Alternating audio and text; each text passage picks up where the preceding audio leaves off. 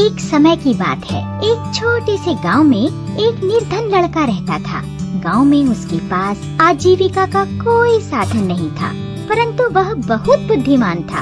अपने पिता से उसने काम की कई बातें सीखी थी। एक दिन उसके दिमाग में एक अद्भुत विचार आया। उसने शहर जाने की ठान ली। शहर जाकर उसने एक सस्ती सी दुकान किराए पर ली। दुकान के बाहर एक बोर्ड लगाया जिस पर लिखा था, बुद्धि का सौदागर, यहाँ बुद्धि बिकती है। लड़के की दुकान के आसपास कई तरह की दुकानें थीं। फल, सब्जियाँ, कपड़े, जेवर, मेवे और रोजमर्रा की चीजों की दुकानें। सारे दुकानदार उस लड़के की खिल्ली उड़ाते। भाई, यह दुकान तो बड़े गजब की है। अब तो अक्ल भी बिकाऊ हो गई है। लड़का उन बातों की कोई परवाह नहीं करता था। वह दिन भर आते जाते ग्राहकों को आवाज लगाता।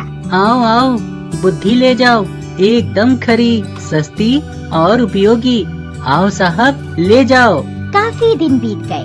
बुद्धि के सौदागर की दुकान पर एक भी ग्राहक नहीं आया। वह दुकान बंद करने की सोच ही रहा था कि एक धनी सेठ का मूर्ख लड़का उधर से निकला। उसे समझ नहीं आया कि यह कैसी दुकान है।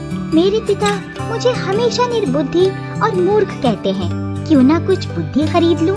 यह सोचकर उसने सौदागर से कहा, एक शेर का कितना पैसा लोगे? मैं बुद्धि तौल कर नहीं, उसकी किस्म के हिसाब से बेचता हूँ। मेरे पास तरह तरह की बुद्धि है। आपको कैसी बुद्धि चाहिए? तो ठीक है, एक पैसे में जिस तरह की बुद्धि आए दे दो। सौदागर लड़के ने कागज की एक पर्ची निकाली और सेठ के बेटे को दे दी। उस पर्ची पर लिखा था, जब दो झगड़ रहे हों तो वहाँ खड़े होकर उन्हें देखना बुद्धिमानी नहीं है।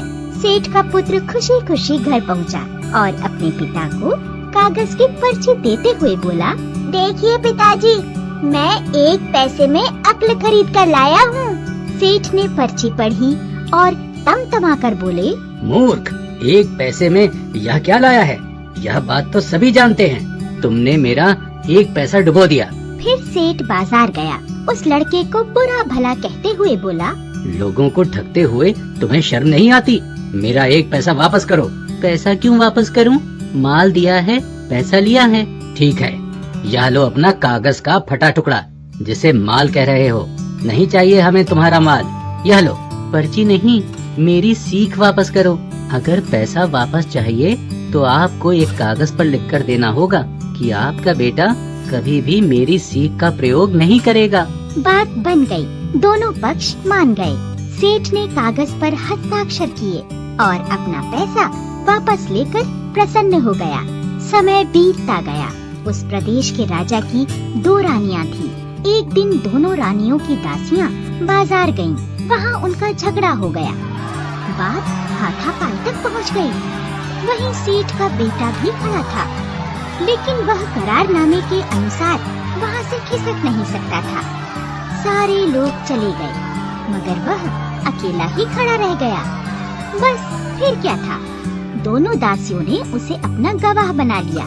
झगड़े की बात राजा रानियों तक पहुँची। दोनों रानियों ने लड़के से कहा कि वह उनके पक्ष में गवाही दे। सेठ और उसके बेटे के होश उड़ गए। वे सहायता के लिए बुद्धि के सौदागर के पास पहुँचे। बोले, हमें किसी तरह बचा लीजिए, लेकिन मैं 500 रुपए लूँगा। ठीक है, ये लो 500 रुपए। देखो, जब गवाही देने के लिए बुलाया जाए तो पागल की तरह व्यवहार करना। बुद्धि के सौदागर ने उपाय बताया। सेठ के बेटे ने वही किया। राजा ने उसे पागल समझकर महल से बाहर निकाल दिया। इसी तरह की एक दो घटनाएं और हो गईं। बुद्धि के सौदागर की बातें राजा के कानों में भी पड़ी।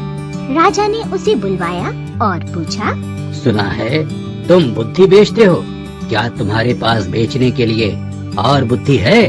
जी हुजूर, आपके काम की तो बहुत है, लेकिन 1 लाख रुपए। तुम्हें 1 लाख रुपए ही दिए जाएंगे। सौदागर ने एक पर्ची राजा को दे दी। पर्ची पर कुछ लिखा था। राजा ने पढ़ा, कुछ भी करने से पहले खूब सोच लेना चाहिए। राजा को यह बात बहुत पसंद आई। उसने अपने तकिए के गिलाफ पर पर्दों पर अपने कक्ष की दीवारों पर, अपने बर्तनों पर इस वाक्य को लिखवा दिया, जिससे वह इस बहुमूल्य बात को कभी न भूले और न ही कोई और भूल सके। एक बार राजा बहुत बीमार पड़ गया। राजा के एक मंत्री ने वैद्य के साथ मिलकर षड्यंत्र रचा और राजा की दवा में विष मिला दिया। दवा का प्याला राजा ने अभी मुंह के पास रखा ही था कि उस पर खुदे शब्दों पर उसकी नजर पड़ी। कुछ भी करने से पहले खूब सोच लेना चाहिए। राजा ने प्याला नीचे रखा और दवा को देखकर सोच में डूब गया कि पीऊं या नहीं। वैद्य और मंत्री को लगा कि उनका भंडा फूट गया है। वे दोनों राजा से क्षमा मांगने लगे। महाराज, हमें क्षमा कर दीजिए, हमसे बहुत बड़ी भूल हो गई। राजा ने सिपाहियों को बुलवाकर दोनों को कारागार में डलवा दिया। बुद्धि के सौदागर को उन्होंने अपना मंत्री बनाया और इनाम में खूब सारा धन दिया। यह तो अनोखी दुकान थी, लेकिन बहुत उपयोगी सलाह मिलती थी वहाँ। बच्चों, सलाह रखने के लिए किसी थैले की जरूरत नहीं होती, वह दिमाग में रखी जाती है। किसी भी परिस्थिति में सोच समझकर सही निर्णय लेने वाला ही बुद्धिमान कहलाता है।